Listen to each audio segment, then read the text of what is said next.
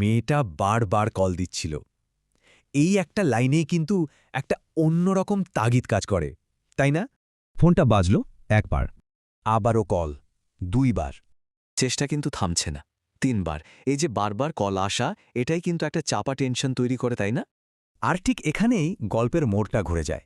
দেখুন, ছেলেটার দিক থেকে দেখলে কারণটা কিন্তু খুবই সাধারণ, একদম মামুলি একটা ব্যাপার। সে ভাবল, ব্যস্ত আছি, পরে কথা বলবো। এই কথাটা তো আমাদের সবারই খুব পরিচিত, তাই না? একই সময়ে দুটো পৃথিবী ভাবা যায়। একদিকে দেখুন, মেয়েটার গলা হয়তো ভয়ে কষ্টে ভরা, একটা শেষ চেষ্টা করছে সে। আর অন্যদিকে ছেলেটার কাছে ব্যাপারটা কি? জাস্ট একটা ফোন কল, পরে কথা বলবো বা একটু ব্যস্ত আছি, এর বেশি কিছু না। মানে দুইজনের বাস্তবতা যে কতটা আলাদা, সেটা এই স্লাইডটা দেখলে একদম পরিষ্কার হয়ে যায়। আচ্ছা, আমরা তো খুব সহজেই ছেলেটাকে দোষ দিয়ে দিতে পারি, তাই না? কিন্তু ফোন না ধরার কারণটা কি সবসময় এই ব্যস্ততা, নাকি এর পেছনে আরও গভীর, আরও জটিল কিছু থাকতে পারে? চলুন তো বিষয়টা একটু তলিয়ে দেখা যাক। আসলে কি হয় জানেন, অনেক সময় এই যে যোগাযোগ এড়িয়ে চলা, এটা কিন্তু আরও বড় কোনো কিছুর লক্ষণ হতে পারে। যেমন ধরুন, শিডির অ্যাংজাইটি, ডিপ্রেশন, বা হয়তো মনের মধ্যে এমন কোনো কষ্ট চলছে যে কথা বলার মতো মানসিক শক্তিটাই নেই।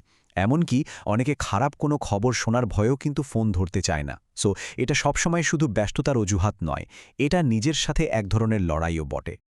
আচ্ছা, গল্পে ফেরা যাক। এত কিছুর পরেও মেয়েটা কিন্তু আরেকবার ফোন দিল, শেষবারের মতো। এই শেষবারের মতো কথাটা শুনলেই কেমন যেন বুকের ভেতরটা ধক করে ওঠে, তাই না? গল্পের সুরটা এখানেই একদম পাল্টে গেল। এরপর একটা লম্বা নিস্তব্ধতা, একটা থমথমে পরিবেশ, যেন একটা ভয়ঙ্কর খবর আসার অপেক্ষা। আর তারপর খবরটা এলো, মাত্র ৩টে শব্দ, মেয়েটা আর নেই। ব্যাস, একটা সাধারণ ব্যস্ততা, একটা ছোট্ট উপেক্ষা, কিভাবে একটা চিরস্থায়ী আফসোসে পরিণত হলো ভাবুন। এবার দেখুন, পরিস্থিতিটা ঠিক উল্টো। যে ছেলেটা একটু আগেও ফোনটা ধরেনি, সেই এখন পাগলের মতো বারবার কল করে যাচ্ছে।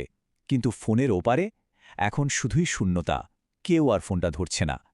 মেয়েটার সেই আগের চেষ্টাগুলোই যেন এখন ছেলেটার কাছে করুণভাবে ফিরে আসছে। কারণ সেই সুযোগটা আর নেই। ওটাই ছিল মেয়েটার জীবনের শেষ কল। তো এই পুরো গল্প আর তার বিশ্লেষণ থেকে আমরা যদি একটা জিনিস শিখতে পারি, সেটা খুবই সহজ কিন্তু ভীষণ জরুরি। কখনো দেরি করবেন না, কারণ কিছু মুহূর্ত, কিছু সুযোগ আর কখনোই ফিরে আসে না। শেষ করার আগে শুধু একটা প্রশ্ন রেখে যাই। এই মুহূর্ত হয়তো কোথাও কোনো একটা কল উত্তরের অপেক্ষায় বেজে চলেছে। আর কোনো সংযোগ যেন এভাবে হারিয়ে না